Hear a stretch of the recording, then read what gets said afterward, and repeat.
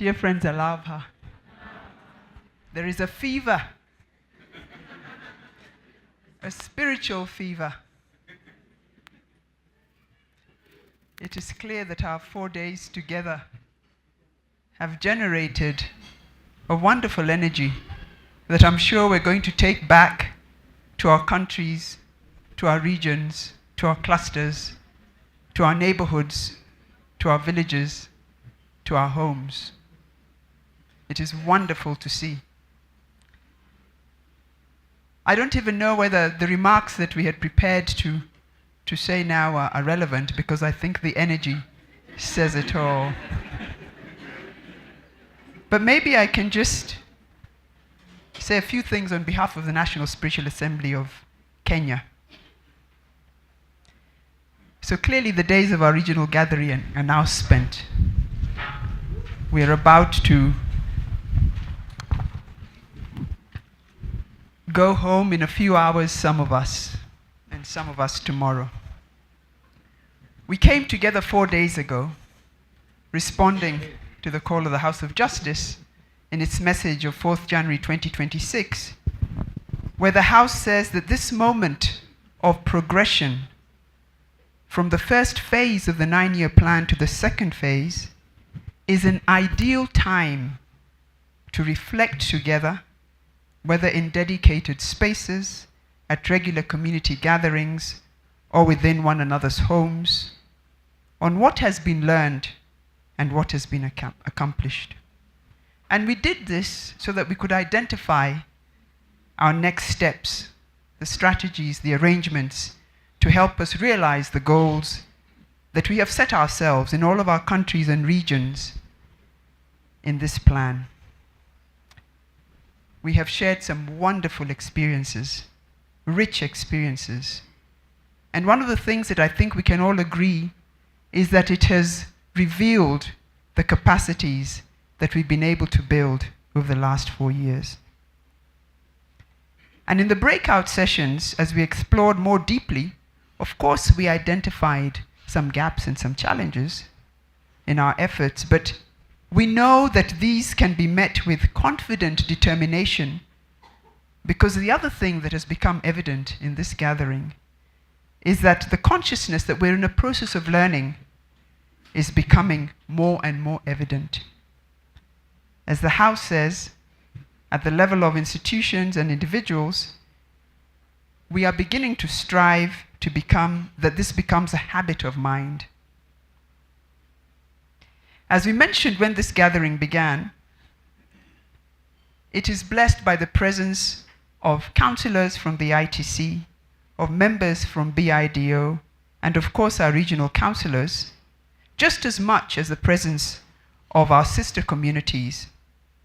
And again, as we mentioned at the beginning, when we met, when we started, that this space is the national institutional reflection space for Kenya. And we have seen how they have benefited immensely as they discussed and planned and thought about their own next steps. There was mentions of examples from cluster names that we heard continuously over the 4 days. Karengo, Karengo, Karengo, Uganda. Dar es Salaam, Tanzania. Torit, Southern Sudan. Addis Ababa. And all of these inspired their own consultations.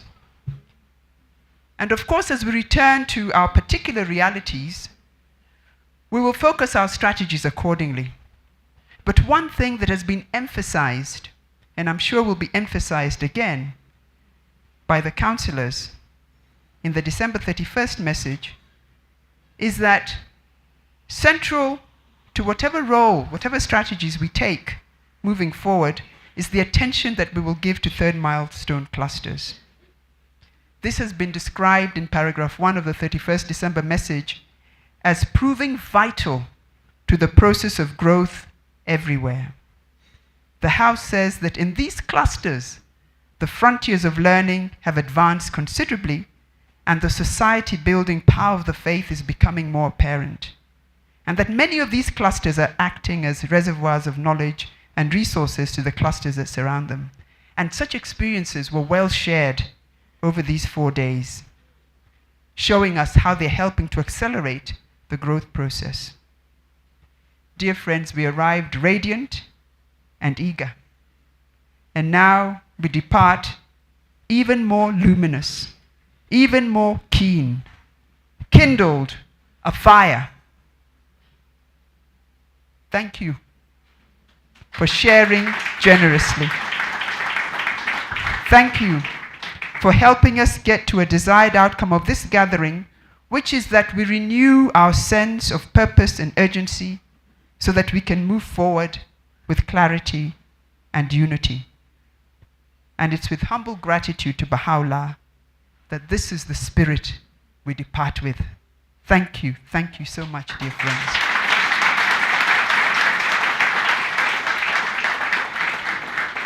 But to say thank you properly as a vote of thanks will be another member of the Assembly before we hand over to the councillors. Just to say thank you for the logistics, for the support. Dear Juma, kindly, you'll spend a minute or two to say thank you.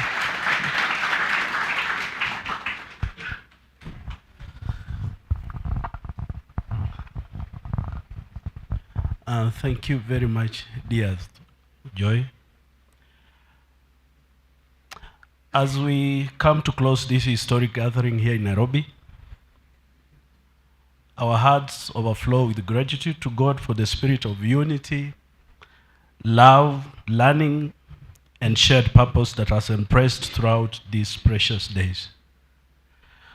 On behalf of the National Switch Assembly of the Baha'is of Kenya, we wish to express our deepest appreciation for the invaluable presence and loving guidance of the International Teaching Center members, represented by Navid Sareno, Mr.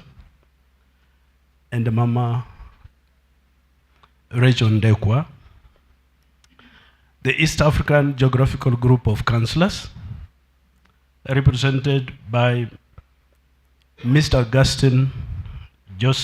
Agostino Ibrahim. Sorry, Agostino Ibrahim, Mr. Michael Joseph Okiria of Uganda, Mrs. Nancy Oloro of Uganda, Mrs. Leonard Kisega, and Mr. Township Lihanda.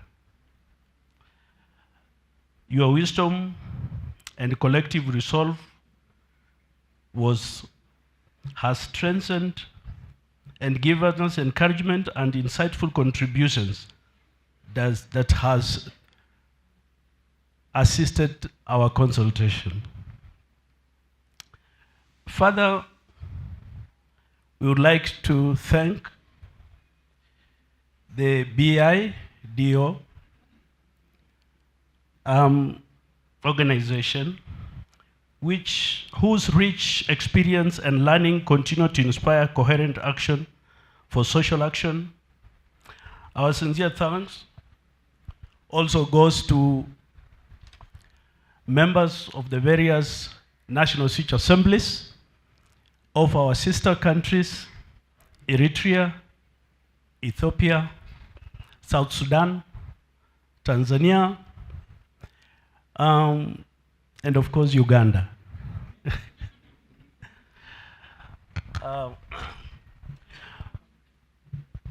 This meeting has truly refreshed our spirit and re-energized us for the next phase of the next 9-year plan.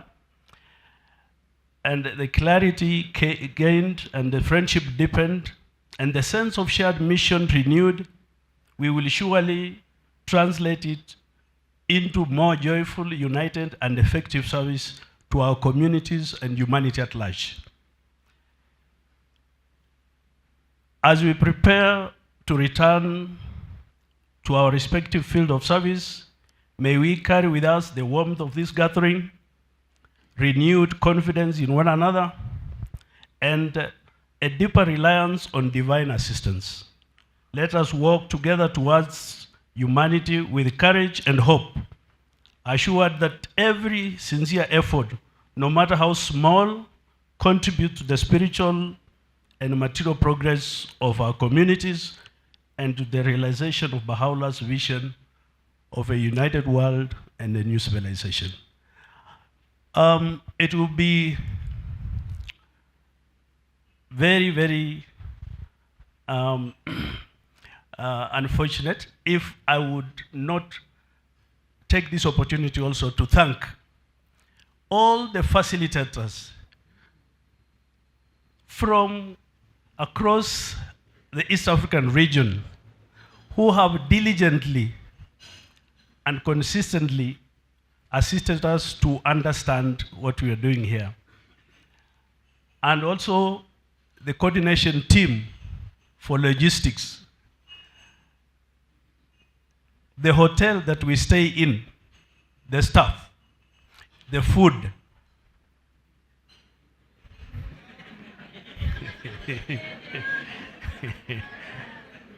Yes. So thank you very much. May God bless you, and may Baha'u'llah guide us further into this spiritual journey. May I take this opportunity, therefore, to invite the councillors to give us a few remarks before they leave.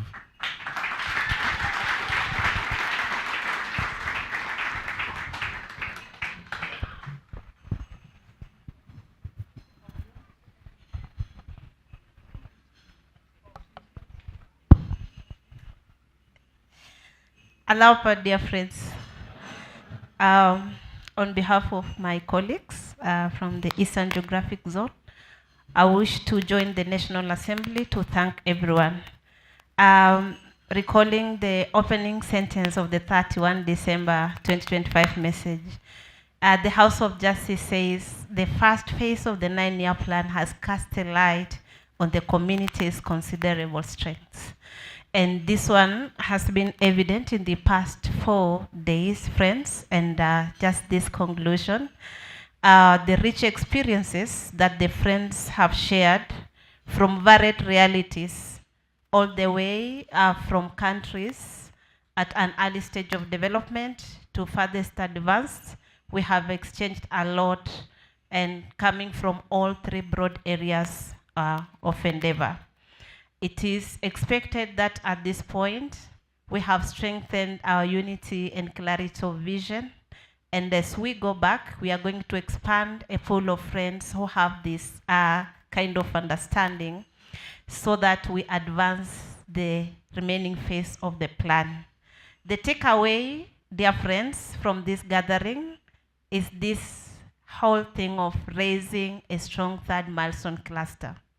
It is a song we've been singing since the beginning of the plan, to the extent that we began even using it in different contexts, comparing different things to 1st milestone, 2nd milestone, and 3rd milestone.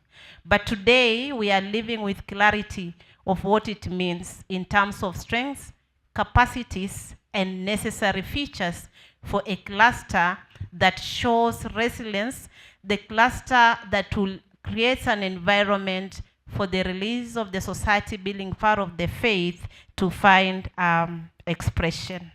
Therefore, us here who are represented in this gathering, just to let you know that you are carefully selected with understanding that you represent your countries and your regions.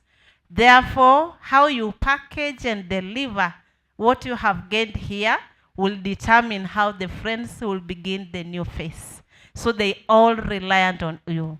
When we go back to our regions and countries, all the eyes are expectant, looking forward to us.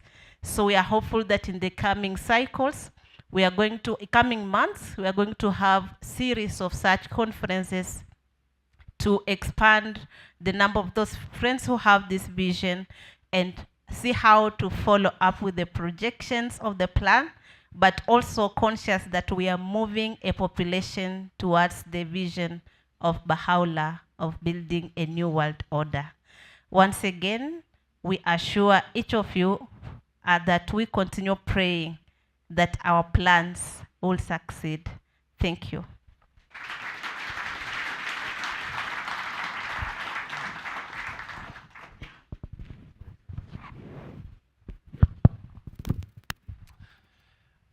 Alawa pa, friends.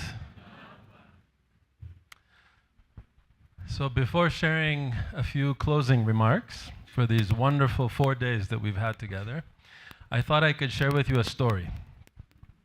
Now this story is of one of the believers during the time of Abdul Baha. And this believer was in Persia and wanted to go on pilgrimage. So he had written Abdul Baha for permission to go on pilgrimage. And then the master responded, "Not yet." So he had to wait. Time passed, he wrote. Abdul Baha said, "Not yet." Of course, in the meantime, in his community, all of the other believers knew that he was going to go at some point. So they started giving him letters to take to Abdul Baha. A few letters here, a few letters there. He wrote again to Abdul Baha. Abdul Baha said, "Not yet." More letters were coming. Then finally, Abdul Baha said, "Come." So you can imagine that now by the time he was able to go on pilgrimage, he had a lot of letters from his community to take. So he made the long journey to the Holy Land, of course with a heart full of love and expectation to be able to attain his pilgrimage and attain the presence of the beloved Master. So with all of that expectation, he was looking forward to that first encounter with Abdul Baha. And finally the day came when he arrived and he was able to be received by Abdul Baha. But to his surprise, the first thing that Abdul Baha did was to give him a couple of gentle slaps. And he said, "I know what you're bringing to me. Don't you know how busy Abdul Baha is? And you're bringing me all of these letters. Abdul Baha, what should I name my baby? This and that. And I have so many things, and now I have to respond to all of these letters." Slap, slap. And then he left. So this was not the first encounter that this believer was hoping for. But he said, "Okay, now that this is behind me, I gave the letters, tomorrow will be different." So the next day, he was very, again, expectant, eager to be able to spend time with Abdul Baha. And as he was walking towards Abdul Baha approached him and gave him a couple of gentle slaps. And he said, "Look at you. You're a handsome young man. You haven't shaven. Put something nice on. You're on pilgrimage." Slap, slap. So now he was wondering, what is happening to me? Why do I have this special bounty?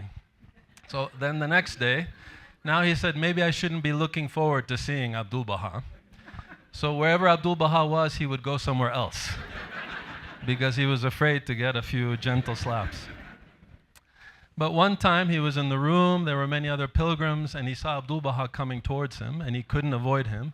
So he looked down and tried to not look at Abdul Baha in the eyes. But Abdul Baha found him, and what do you think? Slap, slap. And he said, "This is for the thoughts you have in your mind right now." Then the next day, Abdul Baha came, and of course this poor man was wondering, what is happening to me now? But then Abdul Baha came to him and he said, "You know, behind each of these slaps are 15 kisses of Abdul Baha." Now I want to tell you why this story came to my mind. Because I was thinking in these 4 days, when our beloved counselors were saying, "Please wrap up. Please, that's enough. Can you please close? Okay, thank you. You can come back." There were 15 kisses in each of those. Isn't that true?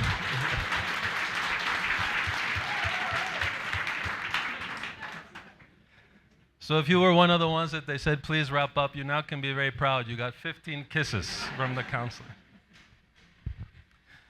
So dear friends, it's really been wonderful to be able to spend these days together, and I can tell you that it's been a true joy and a privilege for myself, for dear Mama Rachel. This is the second opportunity that we've had in this 9-year plan. We came to join you at the launch of the 9-year plan here in Nairobi, and we are very honored to be able to be with you here at this midpoint to open the second phase.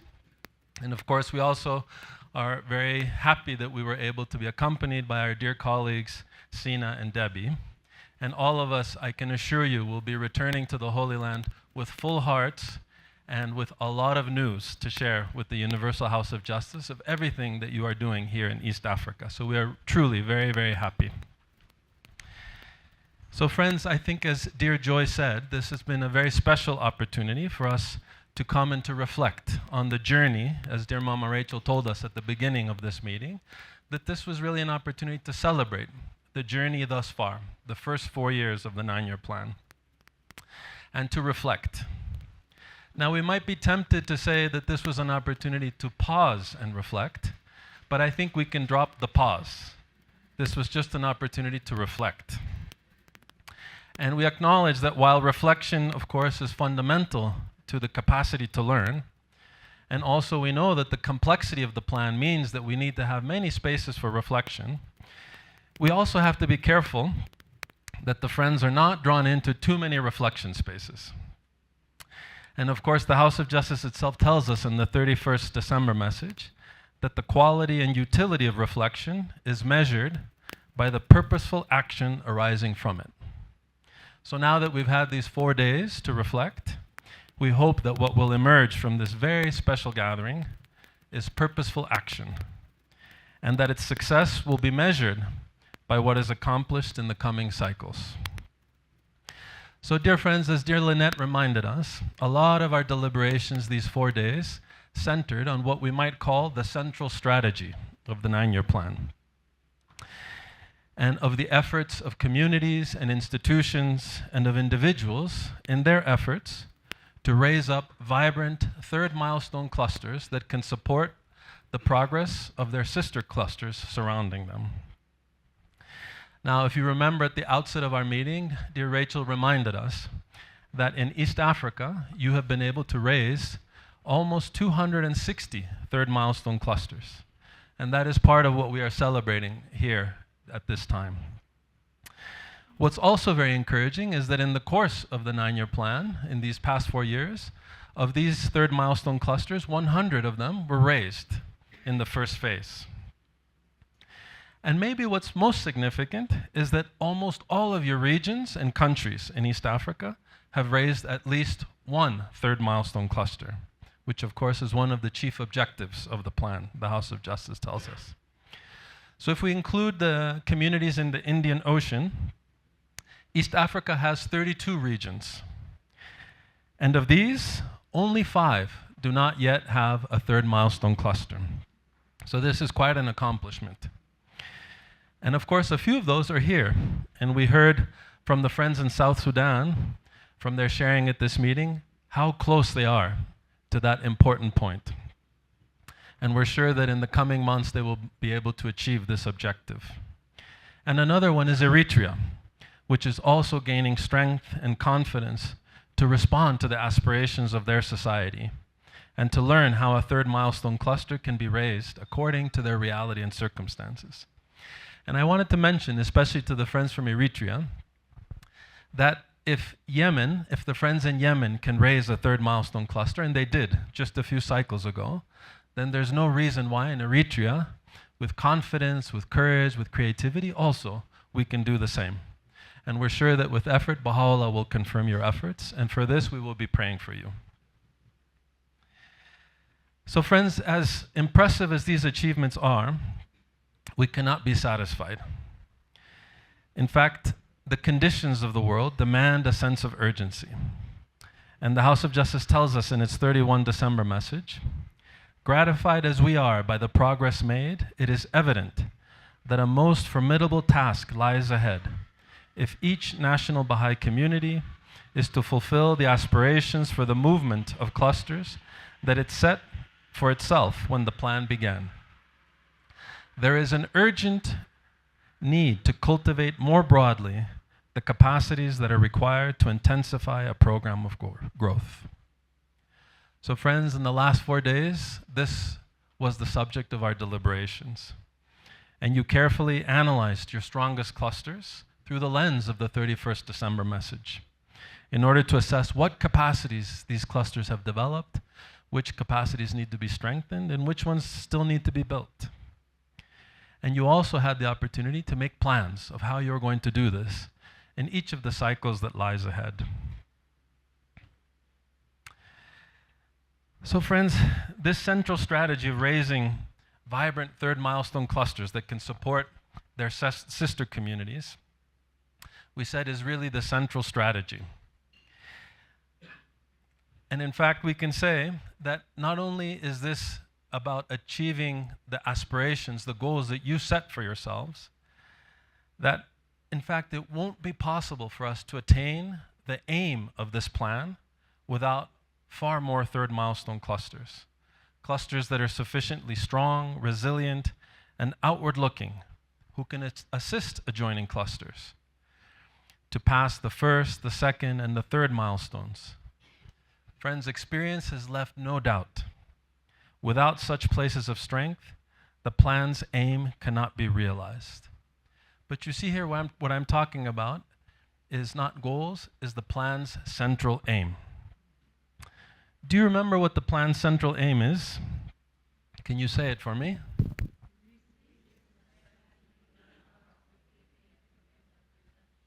Excellent. Because you know, friends, if we have a plan, we have to know what the aim is so that we know where we're going. So this is an important point. How is it that if you think of this aim, the release of the society-building powers of the faith in ever greater measures, how is it that a strong third milestone cluster helps pursue this aim?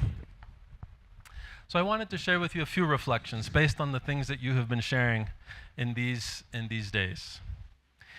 But I wanted to say that this aim, this central aim, is more than an abstract ideal. It's not just a beautiful set of words or a beautiful sounding aim. It is a force increasingly shaping the life of peoples and communities. And this force is strongest in a third milestone cluster. So let's look at a few examples. So in these days, we looked at those features of a third milestone cluster that the House of Justice outlines for us, particularly in paragraph 3. And if you remember, the very first feature it mentions is related to the Training Institute. So I wanted to mention this one as one of the examples. Now you'll remember in the 30th of December message, 2021, which is our 9-year plan message, the House of Justice mentions that at the heart of our efforts to pursue this aim is the work of education, our educational efforts. So the House of Justice said in the 30th of December message, the importance of education to a Baha'i conception of spiritual and social transformation can hardly be overestimated. Consider, Baha'u'llah states, the revelation of the light of the name of God, the educator. Behold how in all things the evidences of such a revelation are manifest, how the betterment of all beings dependeth upon it.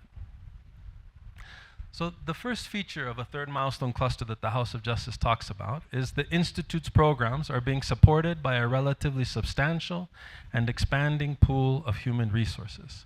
So friends, this speaks to the ability, to the capacity in a cluster to be able to extend the reach and the impact of our educational endeavors. So how does this contribute to a greater release of the society-building power of the faith?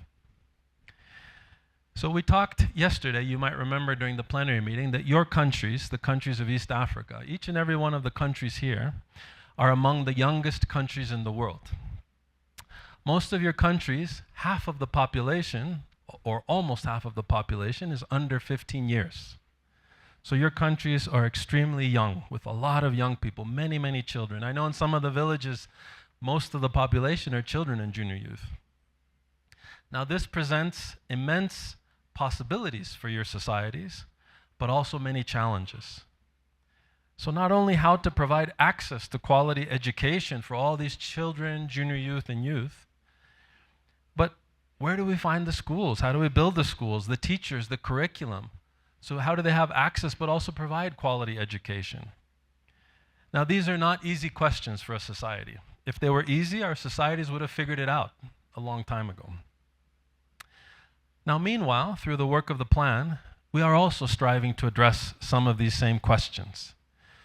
And of course, we haven't found all of the answers. We don't pretend to have all of the answers, but we're actively engaged in trying to figure out ways to enhance education and to enhance access to education to all of these young people that live in your societies. Village after village, cluster after cluster. This is why we send home from pioneers. This is why we open villages, so that education can reach them. But of course, education inspired by the teachings of Baha'u'llah. and the work of the Training Institute under the guidance of the Universal House of Justice.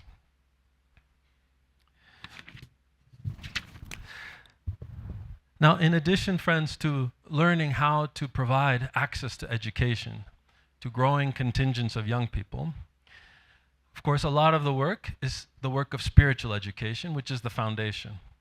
But also you've shared in these days how we're learning how to draw on Baha'i-inspired materials and how these are being introduced to more and more of your communities, which is helping to enhance academic education.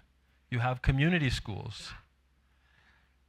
But then also, as more people study, for instance, some of these texts, it's increasing access to scientific knowledge, even on the part of farmers. You've shared some examples. So you remember the example that Kemba was sharing from Kalengo and many of the other communities. But you're also learning how to assist young people to gain access to tertiary education. So sometimes there are barriers, there are obstacles that don't allow all of these young people to be able to access sometimes even secondary education, but certainly tertiary education, and you're finding ways. And you shared wonderful examples from many places, including some of the clusters, for instance, in Matunda Soy. You also shared in some of the sessions how growing numbers of youth from your countries are participating in the seminars of ISGP. But then if you think beyond the Training Institute, Baha'i-inspired materials, community schools, ISGP, you're also engaged in other educational efforts. You talked about fund education. You talked about spaces for young mothers. These are all part of the ways that we are enhancing education in our communities. And this has a profound effect on our societies. These are the processes of the plan that the House of Justice talks about that are raising up the enkindled souls that we talked about today.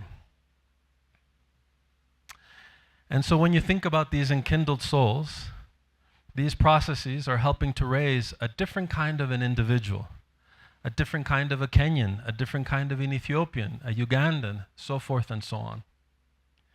So now imagine as our processes reach more clusters, as the processes in some of our advanced clusters are able to bring more people into them.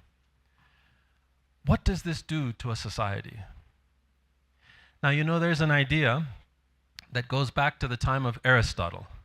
Not our Aristotle here from Tanzania, but the old one from Greece. And the idea is that a society is the fruit of its educational processes. So if you think about all of the things we are doing with education, with the Training Institute, this first feature of a third milestone cluster, this gives us a sense, again, of how raising vibrant third milestone clusters is not just contributing to the pursuit of our goals, to having more participants, but contributing to the release of the society-building powers of the faith, contributing to building a different kind of a society. You might remember in 2022, when we were together for the launch of the 9-year plan, Mama Rachel gave us a picture to think about, to be able to imagine the educational aspirations of a 5-year-old girl in one of your communities in East Africa. Do you remember this? Where she said, think about a 5-year-old girl today at the launch of the 9-year plan. So given the capacity that we are building in East Africa, a young girl of 5 years can aspire to be able to go to children's classes for her and have all of the grades in her own village, to be able to participate in education in a community school, to be able to go through all of the texts of the junior youth program, the main sequence, to participate in the PSA program, to be able to be assisted to enter university, tertiary education, to participate in the seminars of ISGP. You remember that picture, yes? So now, 4 years later, that 5-year-old girl is now 9 years old. And you've told us how now she's going through these grades. What is it looking like? But also, what are the challenges? So this is a little bit of what we mean when we say that a third milestone cluster is helping us to contribute towards the pursuit of the central aim of the 9-year plan. And if you think about this 5-year-old girl who's 9 years old now, all of these enkindled souls, one of the questions we can ask is how many more of these enkindled souls will we have in East Africa at the end of the plan in 2031? How many will we have in 2046? think about what impact this will have on your societies in one generation. If a society is the fruit of its educational processes, within one generation, you could have very different looking societies just based on what we're doing in these third milestone clusters. And this is maybe why the House of Justice also tells us that this enterprise is one that is generational in scope and significance. Now, just a couple of other examples. If we look at another feature of a third milestone cluster that the House of Justice has given us,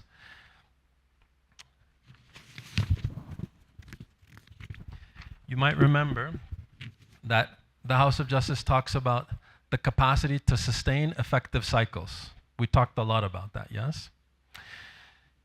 So in the 31st December message, the House of Justice says that these cycles ensure that there is a regular pulse of study, consultation, action, and reflection through which the community enhances its capacity to grow and to contribute to the advancement of the society to which it belongs. So of course, this speaks to the capacity of a community to learn together. Now, this may not seem like much, what we're doing in our communities. We know we have spaces for reflection. We know we take many actions. We study. But if you think of this discipline, this commitment, this conscious grasp of this process of learning, of study, consultation, action, and reflection, it has profound implications. And in fact, some of you might be aware, but this commitment to systematic, to very methodical learning is actually what gave birth to the scientific revolution. So if you think of 200, 300, 400 years ago, that explosion in scientific progress, all of these phones that we have, all of that is the fruit of basically scientists very faithfully adhering to rigorously applying the scientific method. So think about all that has come from that, and this is just material and scientific knowledge. Now imagine what we are doing. We are engaged in learning how to build a divine civilization. Imagine when an entire community together, with universal participation, everyone, from the children to the grandmothers, the leaders, the farmers, the teachers, individuals, families, parents, all of us together, are studying, consulting, acting, and reflecting about how to transform our communities, how to make our village look more and more like what Baha'u'llah envisions a Baha'i village to be. So this capacity for learning is not a small thing. In the 28th November 2023 message, this is the message with reflections on the first 100 years of the formative age, the House of Justice connects this capacity for learning with the aim of the 9-year plan. They say the release of this society-building power resulting from a new consciousness and a new capacity for learning among individuals, communities, and institutions worldwide is destined to be the hallmark of the current and next several stages in the unfoldment of the divine plan. So we see how what may seem like very simple things that we are doing are actually very profound. It's like the House of Justice tells us how different actions look when viewed in light of the society-building power they release. But in addition to helping us learn how to contribute to the society around us, the cycles, of course, also help us grow. Now, this is also very important in relation to the central aim of the plan for a couple of reasons. So first of all, in order to be able to contribute to the advancement of our society, to be able to transform our communities, to see tangible change in our society, we cannot be small. We need many more people actively engaged in this process. Maybe you'll remember this quote from the House of Justice. A small community whose members are united by their shared beliefs, characterized by their high ideals, proficient in managing their affairs and tending to their needs, and perhaps engaged in several humanitarian projects, can never hope to serve as a pattern for restructuring the whole of society. This is from 2010. So the House of Justice was telling us that we have to grow large. Transforming a society, building a divine civilization needs everyone's contribution. So the cycles help us bring more and more people, cycle after cycle, into this process. Anyone and everyone is welcome to contribute to this. We are doing the 9-year plan in the company of society, and this you have shared in these days, how much you've internalized this idea. But there's another important reason why the cycles are helping us to pursue the central aim of the 9-year plan. Because we need to raise vibrant third milestone clusters, but these are vibrant, growing Baha'i communities. So not only do we need more and more people to join this enterprise, but we need the Baha'i community to grow large, to have many, many more Baha'is. And I wanted to give you one example of this, because if we think about the privileges of Baha'i membership that the House of Justice tells us in the 30th of December message, for instance, one of them is the 19-day feast, yes? And for us, maybe we think, well, the 19-day feast is just the thing that we've been doing forever. We say some prayers, we talk about the fund, and then we have some nice social time, and then we do it again every 19 days. But I think the vision that Baha'u'llah has is much, much more than that, and it has to do with society building. I wanted to share with you a passage from the House of Justice that gives us a glimpse of this. They say, the feast is a link that connects the local community in a dynamic relationship with the entire structure of the administrative order. But considered in its local sphere alone, there is much to thrill and amaze the heart. Here it links the individual to the collective processes by which a society is built or restored. Here, for instance, the feast is an arena of democracy at the very root of society, where the local spiritual assembly and the members of the community meet on common ground, where individuals are free to offer their gift of thought, whether as new ideas or constructive criticism, to the building processes of an advancing civilization. Thus, it can be seen that aside from its spiritual significance, this common institution of the people combines an array of elemental social disciplines which educate its participants in the essentials of responsible citizenship. Have we thought of our feasts in this way? You know, this passage, friends, from the House of Justice is from 1989. So you can see already the House of Justice was giving us a glimpse. But I would say that this passage is the reality of today in your communities. But it needs us to have many more people enter the embrace of the Baha'i community. We cannot have 1,000 people involved in this enterprise in a third milestone cluster and only have 100 Baha'is. The feast cannot become what the House of Justice is describing here unless more and more people come in to the embrace of the Baha'i community. And if you think about all of the protagonists of the plan that you are raising, I have no doubt that many of these souls also want to be protagonists in electing the institutions of Baha'u'llah's world order. They want to be protagonists in contributing their financial resources to building this new society. And to do so, they have to be welcomed within the embrace of the Baha'i community. One other element I wanted to tell you about is pilgrimage. And I wanted to share this with you because this is a story, an example that comes from India. Now, you may remember in the 30th of December message, our 9-year plan message, in the opening paragraphs, the House of Justice, in laying out the provisions of the 9-year plan, the House of Justice invited us to reflect on what is required to bring into being such a fortified community. So the friends in India really latched on to this idea of a fortified community. So they started talking about how could they raise all of their villages to become fortified communities. So they started talking about, well, what makes a fortified community? What does a fortified community look like? So they talked about some of the things that might be obvious to us. Well, a fortified community, for instance, would have many people engaged in devotional life, maybe even everyone. You would have groups of families that are coming together, that are consulting, that are engaged in social action. We would have many people participating in the programs of the Institute.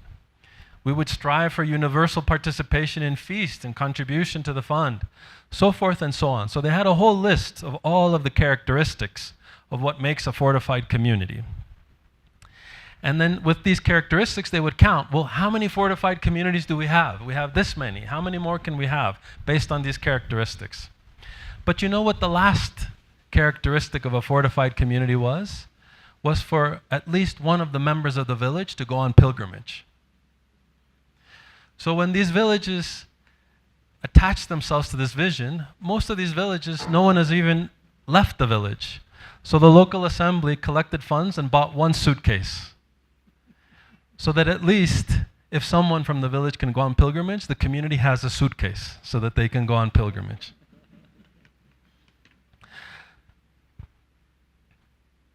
So again, friends, if you think about this feature, sustaining effective cycles, the capacity to learn, the capacity to grow so that we have more people contributing to the transformation of society, so that our communities grow large.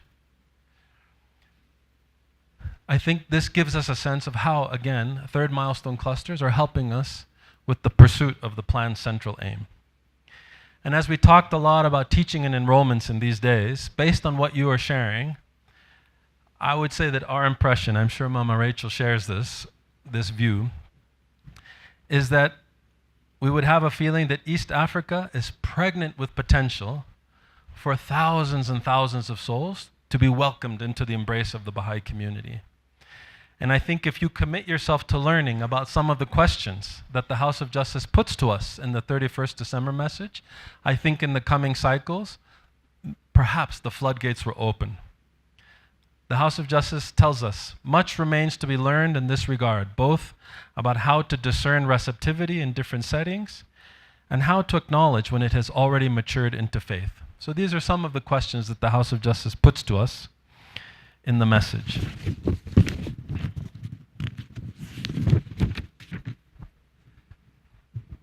So one other example I wanted to give to you about how our third milestone clusters help us pursue the central aim of the plan is how the capacity that the House of Justice refers to enable more neighborhoods and villages to sustain intense activity. Remember this one? So of course, friends, in these days, it's really been, I can even think of the words, wonderful, amazing, thrilling to hear how you are developing this capacity in your clusters. So, in fact, your first milestone, second milestone, and eventually your third milestone clusters are all born out of the efforts that you are engaging in neighborhoods and villages. That's how the whole process begins. But this capacity to enable more and more neighborhoods or villages to sustain intense activity is really growing in East Africa. So we heard you talk about in some of your clusters 40 neighborhoods where there are activities, 50 villages, thinking of activities being opened in every village in a cluster. But there is something even more thrilling, and that's the word the House of Justice uses to refer to another phenomenon.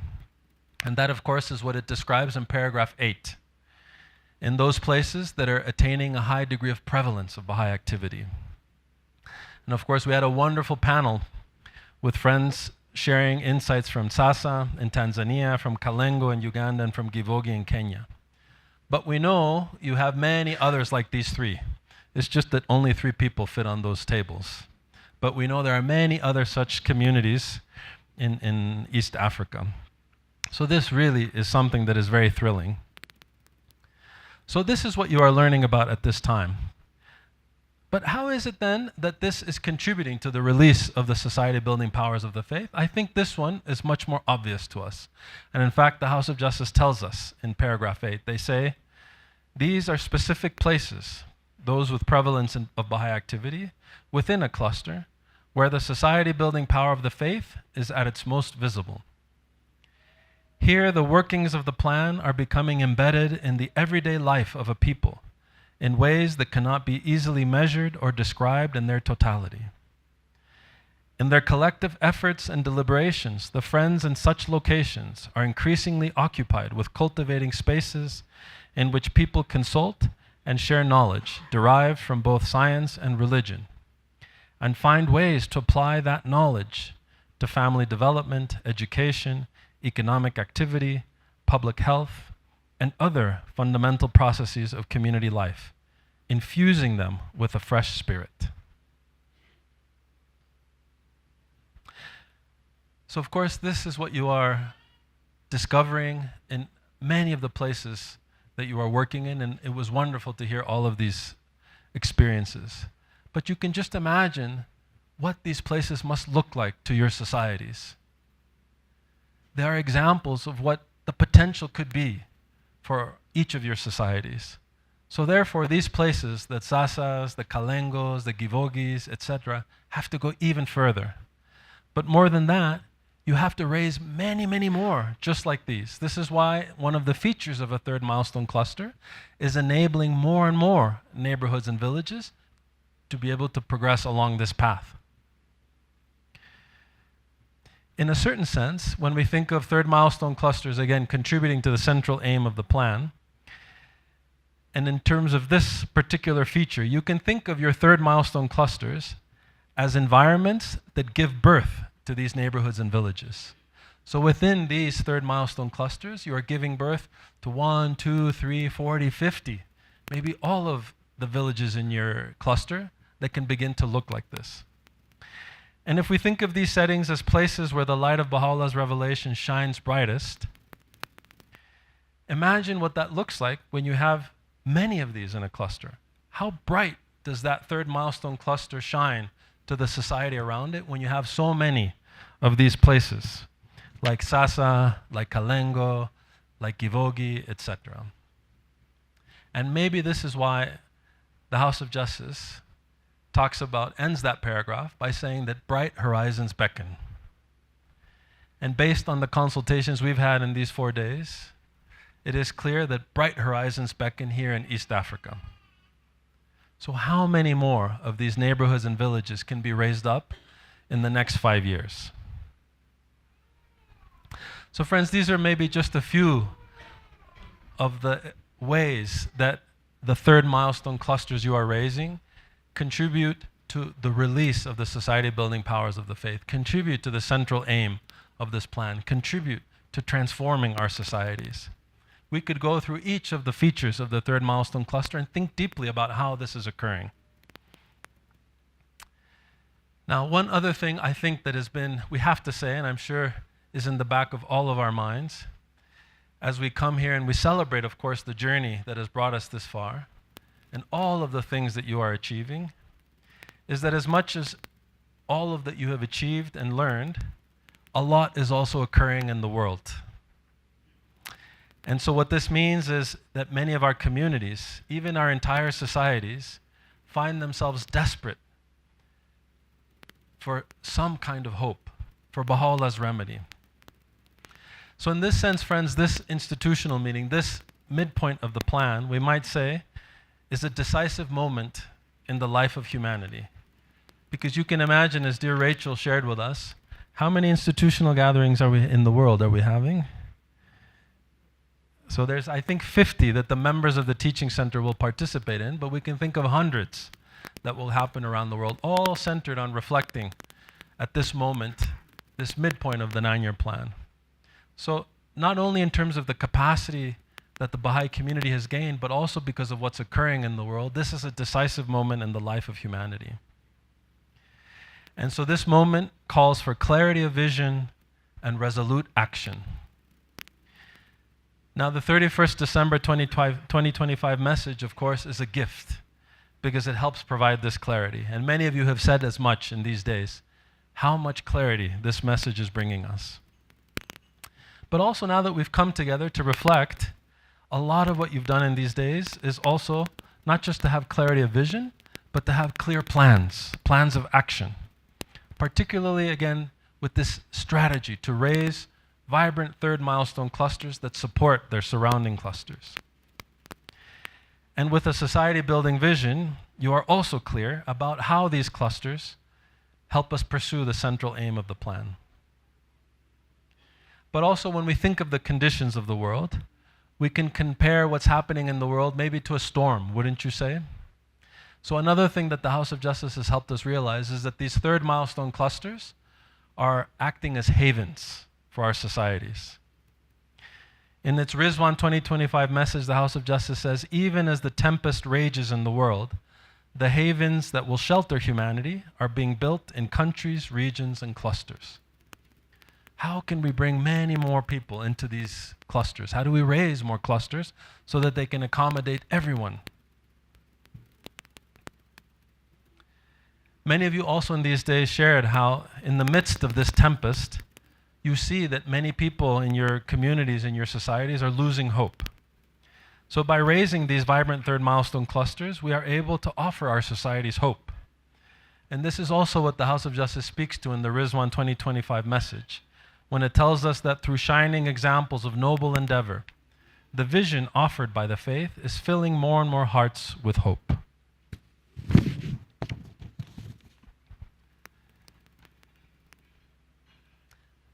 And friends, I can assure you that everywhere in the world, all of us are learning to build these havens in the midst of a storm of one kind or another.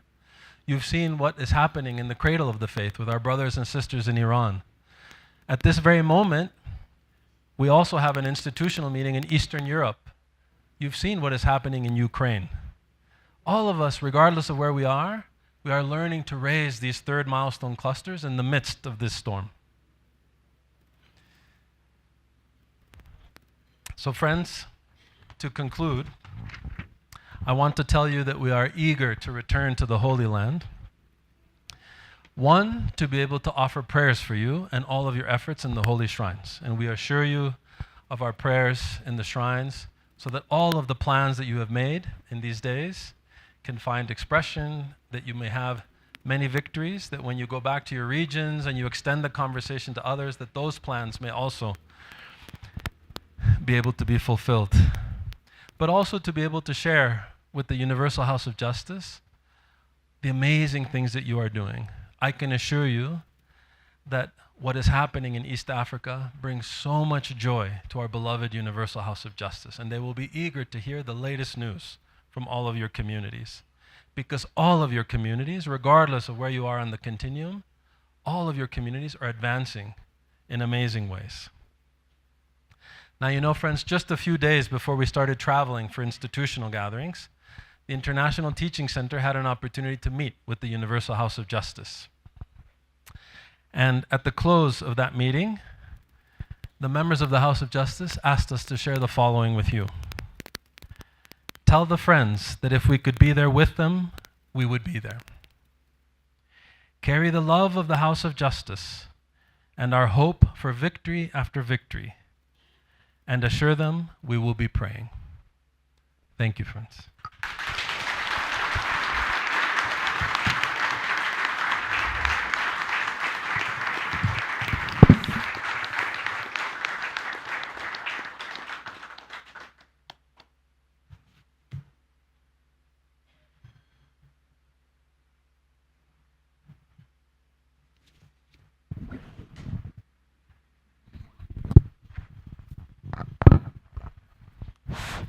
We start with the Ugandan chant. Are we ready? Yeah. Ugandan chant.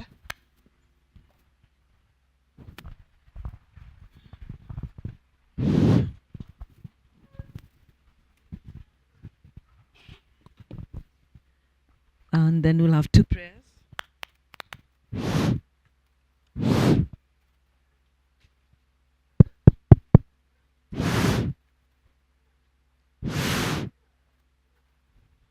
Do we stand now or we wait for them to chant? What do you think?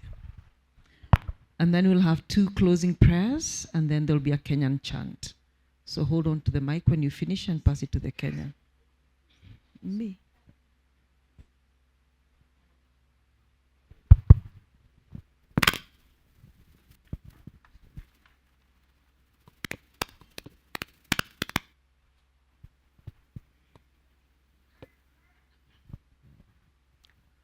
Rod bao la nhỏ ta ne da no cheke o Mary kendo nyete ndo pa mongo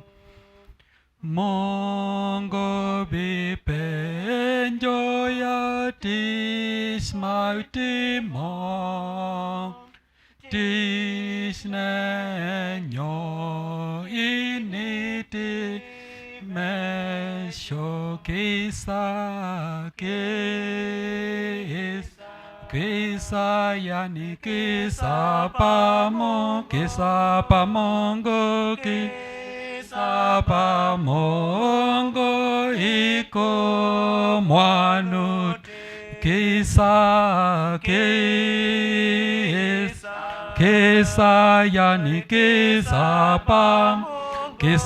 pamongo kisa pamongo iko mwanute wan ka wajolo ya lempa mongo donko dwa gloria mongo no taken dwa ruod mala wa uto ya mongo iko ngomanye nida no pare kisa yani kisa pamongo iku wanuti kisa yani kisa pamongo kisa pamongo iko mwanuti ruon mongo washone bahaula nyol ne dano ya lemparale mime ruon mongo oro jabila bahaula ne nyuto lembe manda nedan kisa yani kisa pamongo kisa pamongo iko mwanut kisa yani kisa pamongo kisa pamongo iko mwanuti ruod baula wa shoyawati kotego koda moraya wote meni ruod ruod baula wa shoyawatim kotego koda moraya ote meni ruod mo kisa yani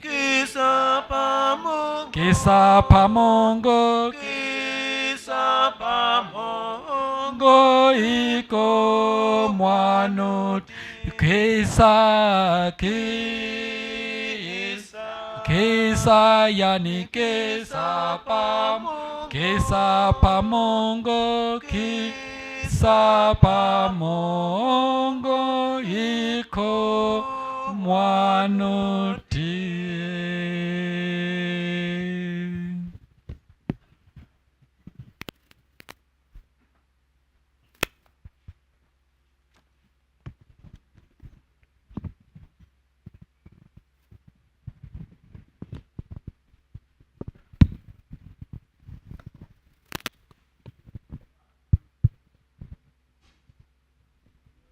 Let us pray, friends.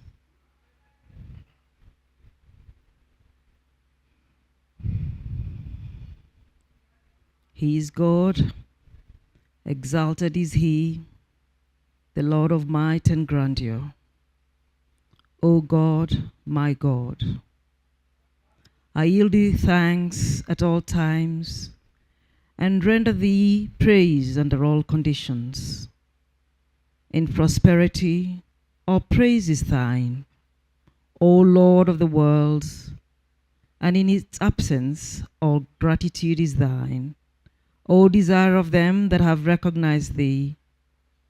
In adversity all honor is thine, O adored one of all who are in heaven and on earth, and in affliction all glory is thine, O enchanter of the hearts of those who yearn after thee. In hardship all praise is thine, O thou the goal of them that seek after thee. And in comfort all thanksgiving is thine, O thou whose remembrance is treasured in the hearts of those who are nigh unto thee. In wealth all splendor is thine, O Lord of them that are devoted to thee. And in poverty all command is thine, O thou the hope of them that acknowledge thy unity. In joy all glory is thine, O thou besides whom there is none other God, and in sorrow all beauty is thine, O thou besides whom there is none other God. In hunger all justice is thine, O thou besides whom there is none other God. And in sighted all grace is thine, O thou besides whom there is none other God. In my homeland all bounty is thine, O thou besides whom there is none other God. And in exile all decree is thine, O thou besides whom there is none other God. Under the sword of all munificence is thine, O thou besides whom there is none other God. And in the safety of whom all perfection is thine, O thou besides whom there is none other God. In the lofty mansion all generosity is thine, O thou besides whom there is none other God. And upon the lowly dust all favor is thine, O thou besides whom there is none other God. In prison all fidelity is thine, O thou the bestower of gifts. And in the confinement all eternity is thine, O thou who art the ever-abiding King. All bounty is thine, O thou art the Lord of bounty, and the sovereign of bounty, and the King of bounty. I bear witness that thou art to be praised in thy doings, O thou source of bounty, and to be obeyed in thy behests, O thou ocean of bounty, he from whom all bounty doth proceed, he to whom all bounty doth return. Baha'u'llah.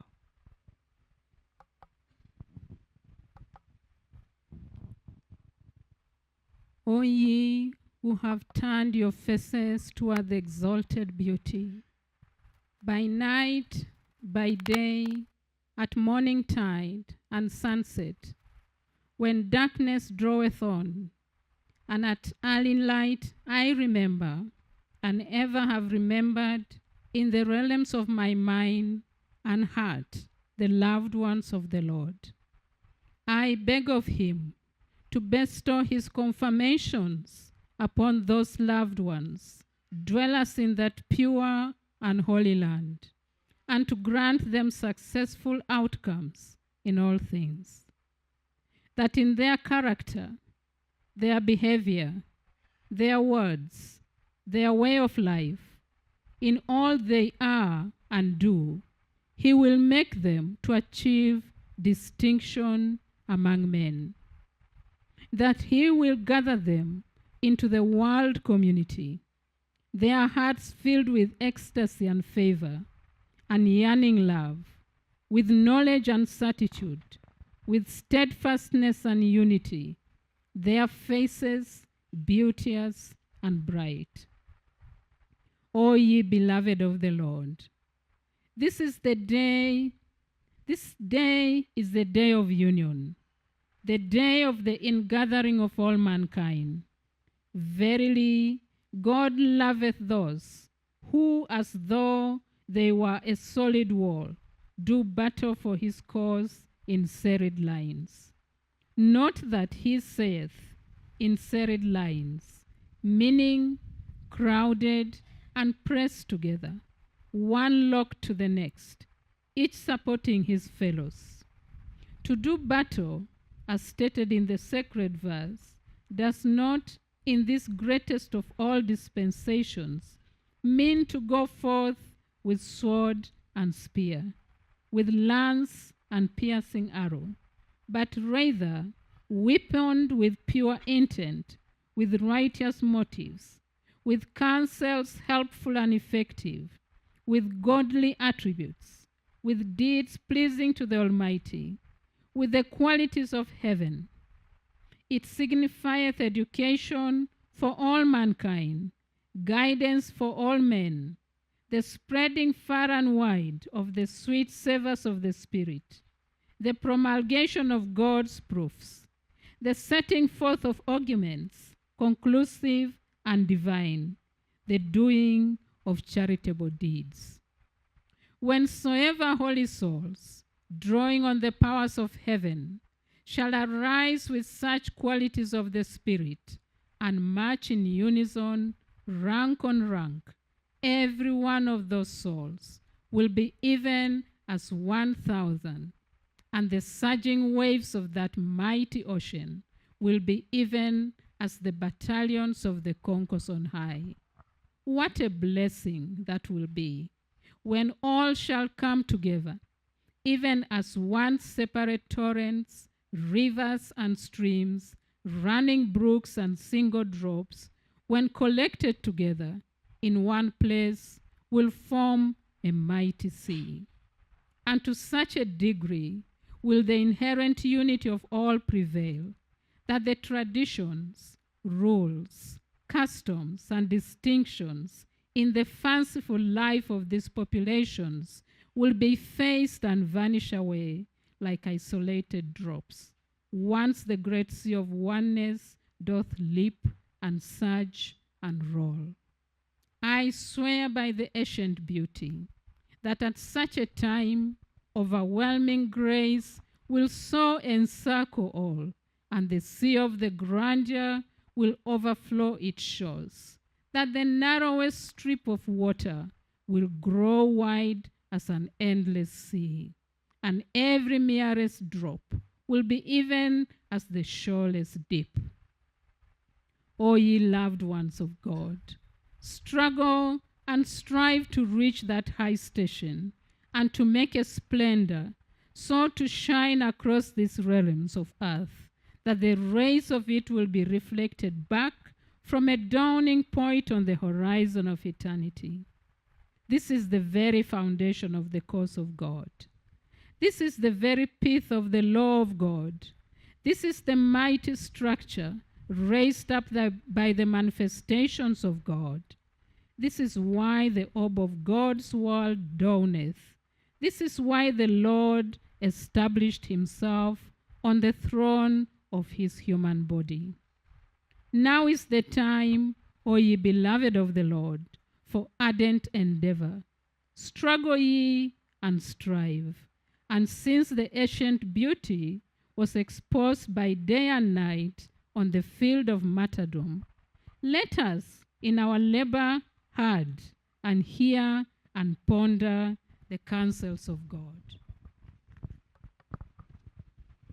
Let us fling away our lives and renounce our brief and numbered days. Let us turn our eyes away from empty fancies of this world's divergent forms and serve instead this preeminent purpose, this grand design. Let us not, because of our own imaginings, cut down this tree that the hand of heavenly grace hath planted. Let us not, with the dark clouds of our illusions, our selfish interests, blot out the glory that streameth from the Abba realm. Let us not be as barriers that wall out the rolling ocean of Almighty God. Let us not prevent the pure, sweet scents from the garden of the all-glorious beauty from blowing far and wide. Let us not, on this day of reunion, shut out the vernal downpour of blessings from on high. Let us not consent that the splendors of the Sun of Truth should ever fade and disappear. These are the admonitions of God as set forth in his holy books, his scriptures, his tablets that tell out his counsels to the sincere. The glory rest upon you, and God's mercy and God's blessings. Ewe mwana wa kijakazi wangu, kunywa kutoka katika ulimi wa mwenye rehema, mkondo wa siri takatifu, na kutizama kutoka katika mapambazuko ya maneno matakatifu, fahari iliyofunuliwa ya nyota ya mchana ya hekima, ya nyota ya mchana ya hekima. Ewe mwana wa kijakazi wangu, kunywa kutoka katika ulimi wa mwenye rehema, mkondo wa siri takatifu, na kutizama kutoka katika mapambazuko ya maneno matakatifu, fahari iliyofunuliwa ya nyota ya mchana ya hekima, ya nyota ya mchana ya hekima. Panda mbegu za hekima yangu takatifu katika udongo safi wa moyo, na uzinyweshe kwa maji ya uhakika,